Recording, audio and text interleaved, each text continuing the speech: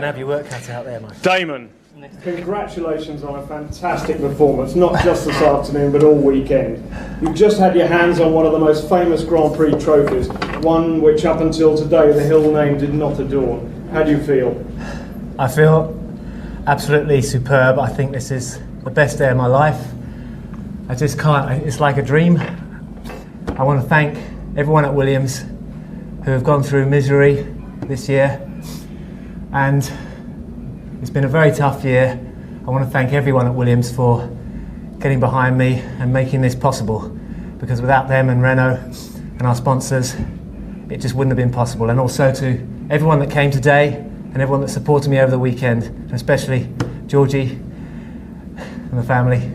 And it's just the best day of my life. Well, you've been hyped up all weekend and dictating the pace at every moment. Do you draw a personal power from the home crowd here at Silverstone? I had a lot of motivation to win this race for a lot of reasons, not least because my father never won it.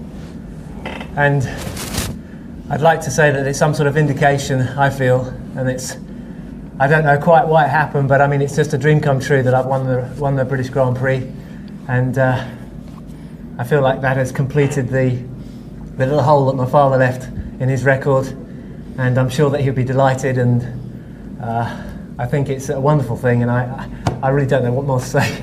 Well, you made a great start, and probably some of that personal power's behind it. How did the race actually go from there on? Well, it was a pretty tough one. We seemed to always lose out to Michael in the pit stops, and when he was ahead of me, there was a lot of trouble with traffic, and I was losing a lot of time in traffic. It was very difficult to get through the traffic here today, and it was going to ebb and flow. And I mean, I caught up with Michael, and then he came in the pits for a 10-second stop-go penalty, I think it was. And then I knew after that I had to push quite hard because he'd probably be pretty pumped up after that, and indeed he was. Well, turning to you, Michael, a controversial British Grand Prix.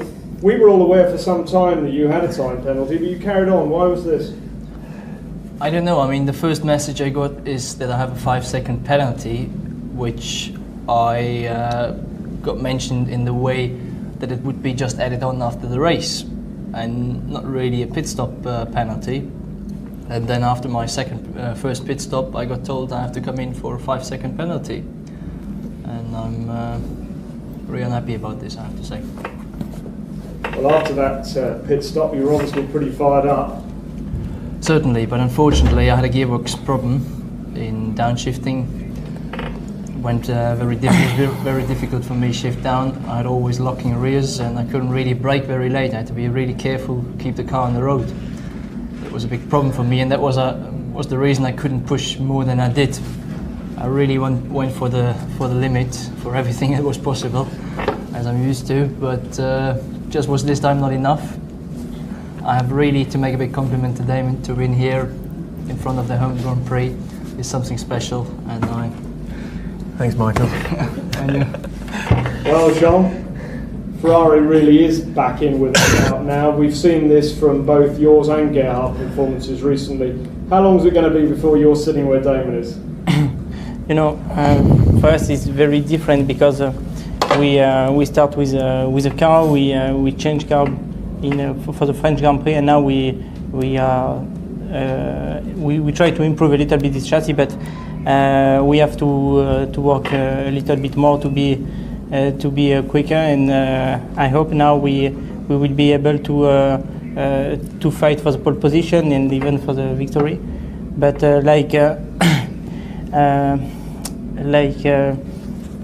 Michael said, I'm very happy for Damon today, because I'm sure to win in this proper circuit should be something fantastic. Well, Damon, it's been your day. A final thought? I'm going to celebrate. I've got all my friends here, and I'm probably not going to leave the circuit till about 2 in the morning, I should think. Well, John, gentlemen, congratulations, and thank you very much for a great race here this afternoon. Thank you. Thank you. Okay. Ein paar Worte in Deutsch. Bin mit Sicherheit nicht so zufrieden mit diesem Wochenende, wie ich das die Wochenende zuvor war. Aber nichtsdestotrotz ein 2. Platz, ankommen war hier wichtig, Punkte sammeln. Die Meisterschaft geht noch sehr lange oder ist noch sehr lange, da kann noch sehr viel passieren, und da zählt einfach jeder Punkt. Ich möchte auch an dieser Stelle einfach mal einen Glückwunsch an Damon rübersenden, der hier vor seinem Heimpublikum gewonnen hat. Das ist mit Sicherheit ein wahnsinnig tolles Gefühl. Ich hoffe, dass ich das gleiche in Hockenheim haben kann und das ist das, wo ich im Moment dran denke. Danke. Jean? French or Italian? French. Alors aujourd'hui c'est une superbe journée puisque je monte sur le podium encore une fois. Nous avons une voiture qui a beaucoup évolué, qui continue à être de mieux en mieux et donc pour la suite du championnat je suis assez optimiste puisque on a quelques nouvelles pièces qui devraient arriver encore pour améliorer encore ce châssis et on n'est pas très loin de la victoire maintenant.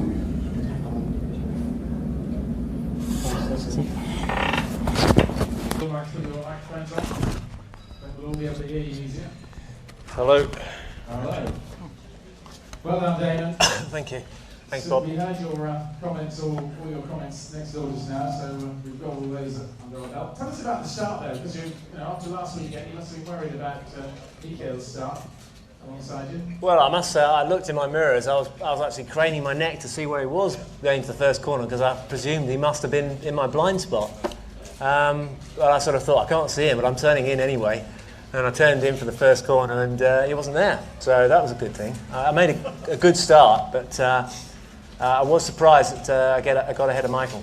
Were you worried about his threat during the stint?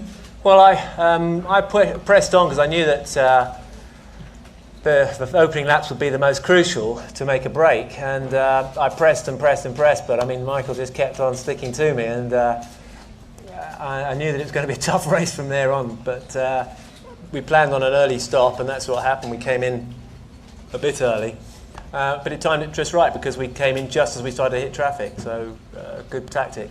Except you lost the lead. I lost the lead, so can't understand why we keep losing the lead like that. But we have to work harder in that. You looked very hard. Yeah, I mean, was that a big worry therefore?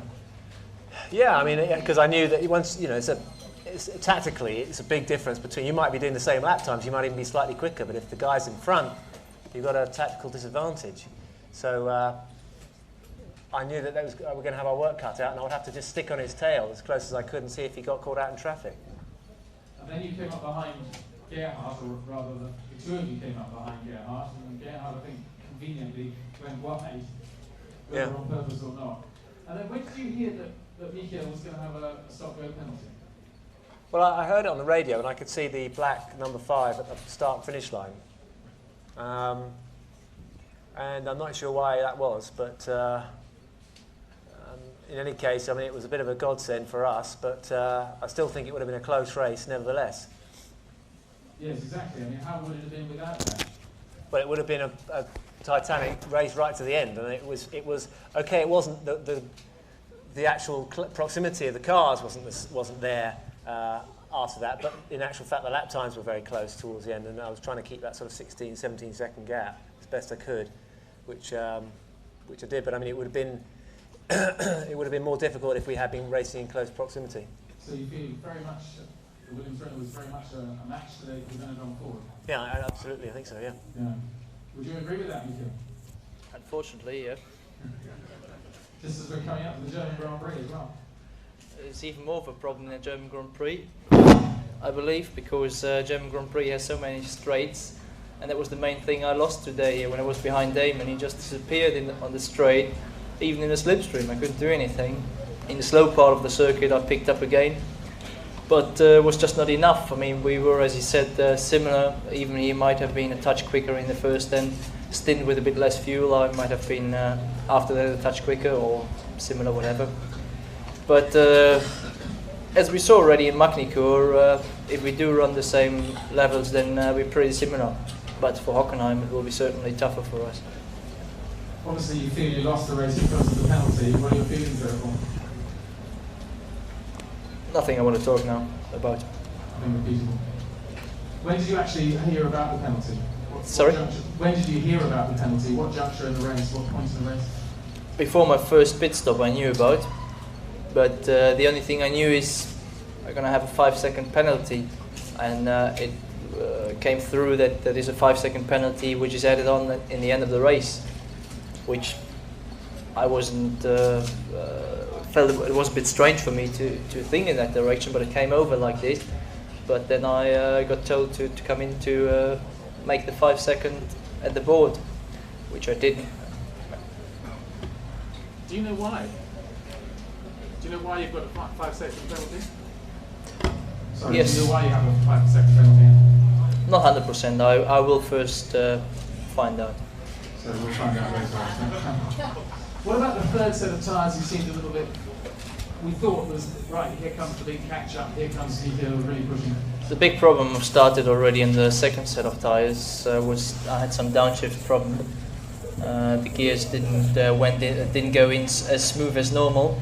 They went in pretty harsh, and I had a lot of lockups in the rear, and I went quite often sideways. So it was quite difficult for me to keep the car on the road.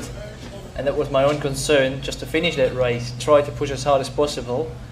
But after I locked up then as well the front, because I had to move the front, the brake balance to the front, not having problems in the rear in turn in, I locked up the front and got some flat spots in the front and had just vibration and a lot of understeer because of that.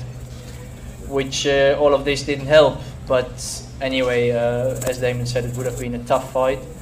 I would have liked to see that fight. If he would have won this race, would be nice. If I would have won, it would be nice for me. But certainly, as I said before, congratulations to Damon.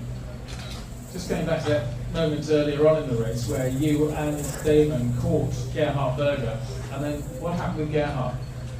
I mean, in just the lap before he got to the pits, he had a little moment in after bridge. Don't know how this corner calls.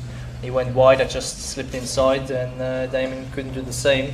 He was stuck. I was hoping actually he does another lap because I knew Gerhard is very difficult to pass, but unfortunately he just went in after that. So what sort of deal can you do with Damon about Hockenheim? We've had a few talk of deals. They are now secret, so we do them under us. If I come on to Jean. Jean, third on the roster again. One stop. Do you feel now, subsequently, that wasn't perhaps the right strategy? For me, yes, because all the weekend I have some problems with the setup of the car, and I was not able to be in a race pushing like I did in Manicourt. So I planned one stop, and I think for me it was the right thing. I changed a little bit the setup of the car, because during qualifying Friday and Saturday I use a different front wing, and for the race I came back for like the Manicourt front wing, and the car was balanced quite well. I think for me it was the right decision, because we never test on this track. All the English team, of course, did a lot of tests, and we were very competitive. So I'm very happy, and I have to say, not for my friends, but we will be very, very competitive in a German Grand Prix. A lot of work between now and then. Yeah, we will have the new engine, and I know it's very important to our engines for the German Grand Prix. Another new engine. Yeah, another one. Yes. So we look forward to a very good second half of the season. Some questions from the floor, please. Yeah, Paul Schreiber. Michael, why did you pass Damon on the warm-up lap? On the final parade lap, why did you go ahead of Damon? He was going a bit slow into the corners, and we were all pushing quite hard, and I just didn't want to brake so hard and maybe lock up my tyres, and by that I slipped through. Dan. Michael, a huge crowd is coming to Hockenheim to watch you race. They're going to expect you to win. Tell us some of the thoughts you have of racing at home. I told already something in German, you might couldn't understand this. I really look forward to going to Hockenheim. I know that I got a lot of support last year and extra motivation from that. and this year I think it will be even more. The only problem I see is these two guys next to me here. They do have something I don't have, and it will be even more tough and more difficult to compete in Hockenheim and to do what I wish to do. But certainly, as I said, I have an extra motivation, and I will really try as hard as possible. What have we got that you haven't got then? Huh? What have we got that you haven't? One question, please. Yes, you. Started this weekend making some pretty firm statements about your position, and you feel now that it's very well established and you have no reason to look back, to look forward? I don't want to talk about that anymore. I won the race, I got pole position, it's a fantastic day for me. It's the best day of my life. I feel like everything in my life has kind of come together to this point. And if you believe in destiny or whatever, and I think I was destined to win this race. I don't know quite, I can't really quite believe it.